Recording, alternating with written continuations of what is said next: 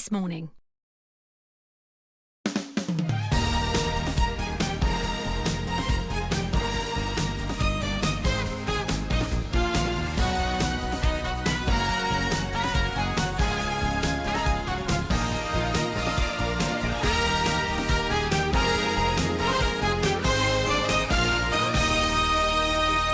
Little flower. Hello.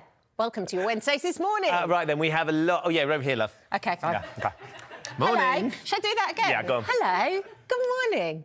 Welcome to the show. There you go. Better? Start on the right note. Got lots coming up on today's show. We'll get it right by the end. In just a moment, the cost of botched surgery. News that the NHS is spending tens of thousands, if not hundreds, fixing operations that have gone wrong abroad. We're going to be discussing that and more of today's headlines. Tom Swarbrick and Nicola Thorpe are with us. Also today, will Debbie regret taking the rap for Carl's drunk driving on the cobbles? Sharon Marshall's here with the latest from the soaps. Good morning, Sharon. Hello. Good morning, guys. And yes, we'll be saying, why is Royston Cropper the hero that we all need? And is Jasmine really possessed by the devil, like Jean says in EastEnders? As well as that, she's back and delving deeper than ever into the sex industry. How much have you earned on OnlyFans? It's in the millions. Wow. It's in the millions. How quickly did you start earning money? Oh, the first month I made 175 grand. Dunk Were it. you just in like disbelief? It is gripping as ever. Olivia Atwood, the wonderful Olivia, is going to be telling us all about her brand new series of Getting Filthy Rich. And as the cold I think I weather may have heard you continues- asking about dunking. We were Dunking. talking about Olivia's Getting Filthy Rich sex industry story. I just really want one of those, like, cheesy fingers and to dunk it in the soup. That's not getting any better. Jack, I was just wondering how you're going to get from that to this, to be honest with you, but there you go. Well, I've already tasted this. You've already tasted... I've already been in the Yeah, kitchen you've already this been in the morning. kitchen. You've had we half of this having? already. Tell us what it is. We're going to cook two soups, really simple soups. We're going to do a classic French onion soup using the best onions in the world, using this one, really. This is Roscoff onion, so this is a Roscoff onion soup, cream of onion soup with a nutmeg cream and a little cheesy toast. And then you've got two soups using onions, but two different types of onions. Soups. Two soups. Two soups. And some cheese on toast as well, but... Yeah, proper cheese. I mean, it's a cheese overload. You start 2026, it's ended 2025 in my kitchen. Just cheese. Cheese-mageddon. Butter, cream, just go for it. It is absolutely delicious. Can't wait. I've had a sip Lovely to already. see you, James. And you're going to stay for a little bit longer. You're going to answer some questions from Apparently viewers. so, yeah. We've already done that with half of the crew and you as well. Already. Dumplings and everything else, and beef stews, and all that. Dude, I went in this morning with my rollers in. We've had it all. I mean, literally, he's just like, hello, who do you want to hear from? Right. If anybody's got any other questions that haven't been answered this morning, but it's all about seasonality of ingredients. Obviously, the cost of ingredients has gone up, so what ingredients to go for as well. If you want any hints, tips, well, look for something, gifts for people to buy in terms of the kitchen as well. Oh, that's a good idea. People want to know what knives to get, Accessories, what pans yes. to buy, that kind of stuff. What Nice. to look for. Anything you want to associate with food. Anything. Lovely stuff. James, thank you. So whatever your cookery question might be, give us a call for free on 08000 30 40 44. You can scan the QR code on screen right now. There it is. Get involved using our free This Morning app. Try and get in touch by 11:15, please. And we need you to be 18 or over. Also coming up on today's show, it's a devastating story. We'll be meeting the family of the youngest Brit to tragically die from dementia as they campaign to raise awareness. That's at 10:20. We're going to be catching up with the stars of the Strictly Tour at 11:45. And we're putting non-alcoholic drinks to the test with the Thinking Drinkers at 12:15. I'm looking forward to that because I'm attempting dry January.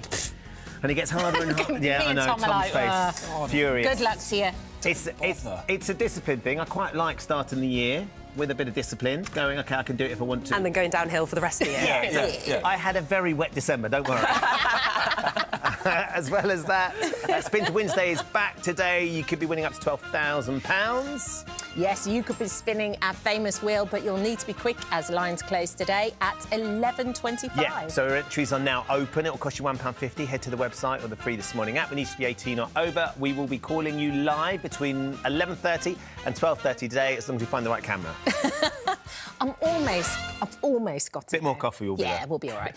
Now, though, it's time to discuss today's headlines with Tom Swarbrick and Nicola Thorpe. Good Hello. morning. Hello. Nice to see you. Lovely to see you too. How are you? Yeah, very well, thank you. OK, let's start with our first story. Cosmetic and obesity surgery abroad is costing the NHS up to £20,000 per patient when things go wrong. And there are loads of people who are going abroad, they're going to have these cosmetic procedures, and then something goes wrong and we kind of have to pick up the pieces over here. 655 patients, to be very precise, treated by the NHS between 2011 and 2024 for complications arising from cosmetic surgery done abroad.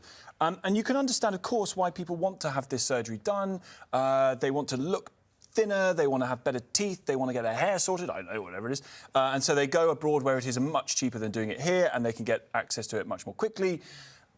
But the suggestion is, if you buy cheap, you might end up having to buy twice, because the cost to the NHS is running into the multiple millions of pounds, nearly 5 million quid, to treat the effects of that botched surgery. And I'm afraid a question is going to arise soon about whether or not, if you go and get cosmetic surgery, not medically necessary surgery, and it goes very wrong, and then you're costing the taxpayer to have that redone or whatever, should you be contributing to that? Should you pay to have the thing sorted that you went... If you paid to have it done in the first Exactly. place. So I think a question is due to arise about that. Yeah, there's definitely going to be some debate around that for sure. Another issue for the NHS is simply that they don't share records with these Turkish companies or doctors. So if something goes wrong here in the UK, they don't exactly have clear records on what operation was carried out. But what do we do about it? Tom's right, people feel obliged, some people, to have these surgeries taken. We don't advertise for them here in the UK, but they do come up on social media.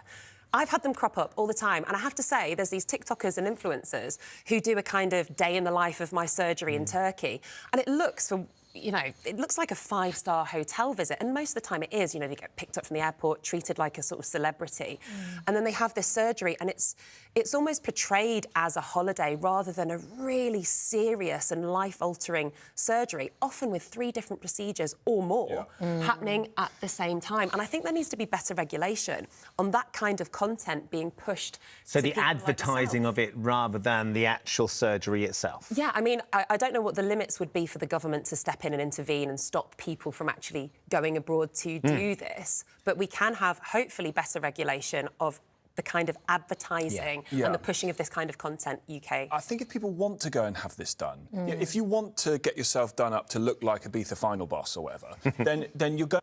So it's very... I agree about the regulation thing, but it's very hard to persuade people against something that they genuinely really want to do. It's just, if it goes wrong, I think some personal responsibility for the cost